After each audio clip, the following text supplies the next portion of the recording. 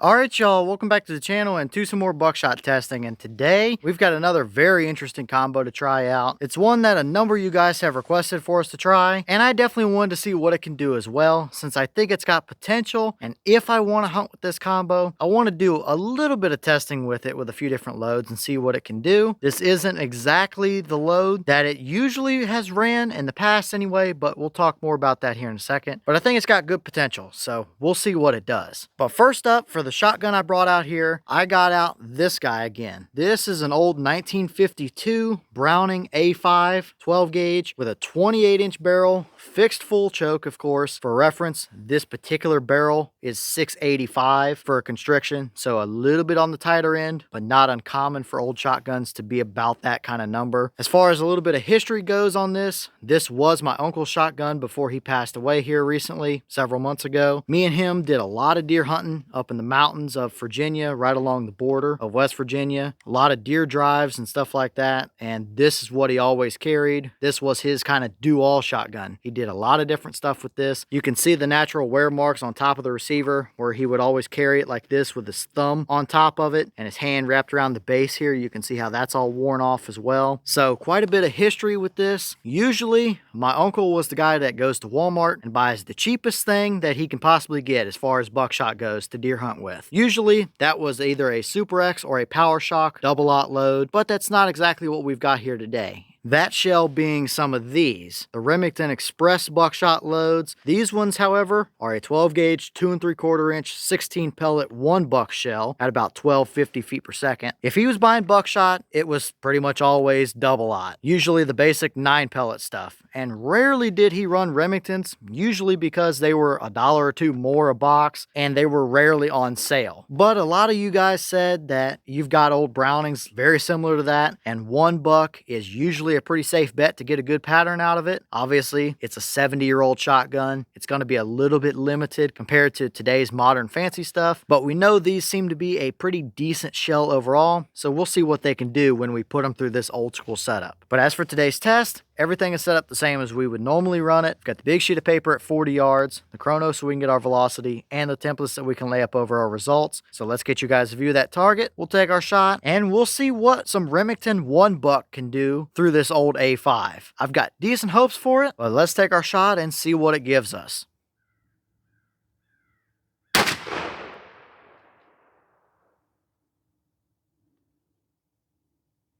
Okay, that shell gave us 1266 through the chrono. Boss claim is 1250. So I'd say we're right in the ballpark of what we should be seeing. Just a hair over that claim from that 28-inch barrel. So we're looking good here. Nothing out of the ordinary. But how did they actually pattern through that old A5?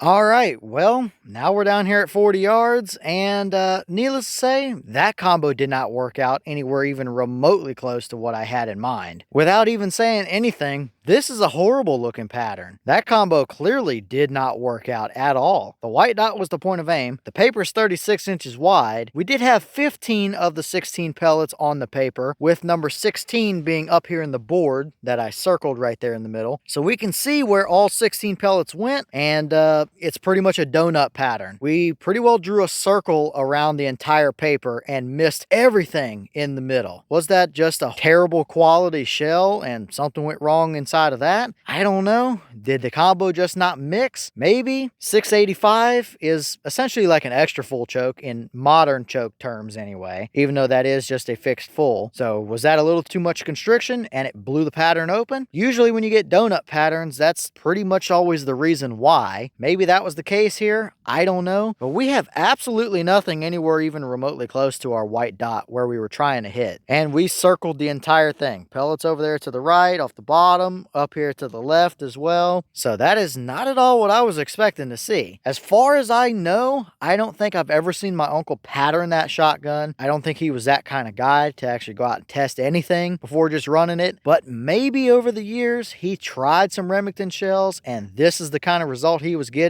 And that's why I never saw him run it. But if he was getting these kinds of patterns from the shells he was running, I could see why he took a lot of shots at deer and didn't recover a ton of them either. This is by far the worst buckshot buckshot pattern we've gotten from that shotgun. It's probably one of the worst ones we've seen in a long time as well. So horrible looking. I guess I'll throw a template up just to see what it would look like on a deer hunt, but there's no reason to even look at the rest of the templates because they're not going to show anything at all.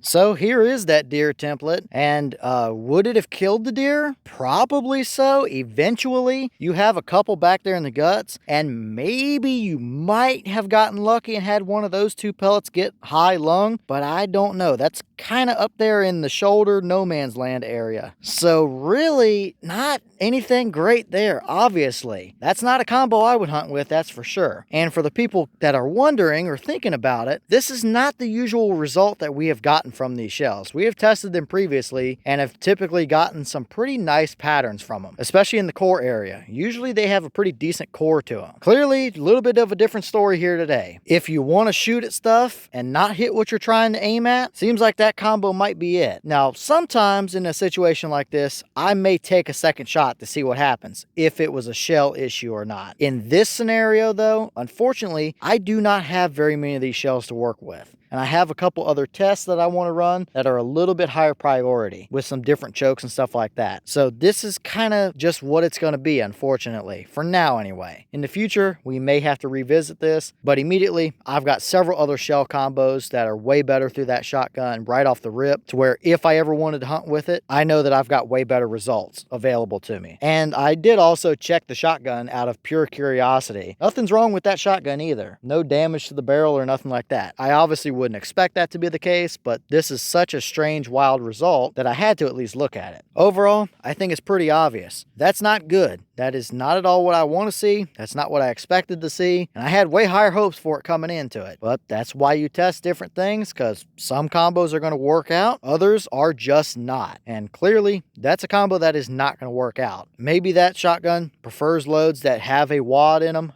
I don't know. These are just a buffered load, non-plated, no wad or anything. Maybe that's a factor. It's a potential anyway, I guess, but it clearly did not pattern very well for us at all, that's for sure.